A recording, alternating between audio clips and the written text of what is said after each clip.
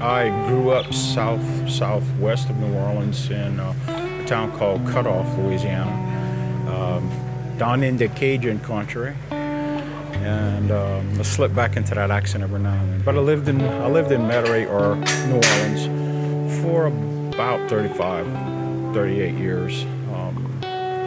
I was working on a drilling platform and had an accident, and it tore my back up. The pounds gradually came on during that time. And it's real easy to gain weight if you're not watching, you know, if you're not living the right lifestyle, and I wasn't. About 4 or 5 years ago, it got so bad I couldn't even walk. They put me in a wheelchair, and from the pain in my back. Anyway, so tried to get a bypass done. The doctor went in and broke 3 sets of instruments trying to get the bypass done, and he couldn't get it done, so he pulled out, and he told me after the operation, he said, "You got to lose another 70 pounds."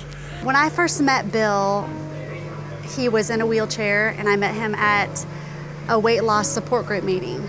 And I made all these comments about exercise, and he was kind of like, haha, you know, I'm in a wheelchair, I can't exercise. And I was like, oh honey, there's 100 things you can do in the gym. We can help you get moving. Somehow I got his attention, and he showed up at the gym, and I couldn't believe it.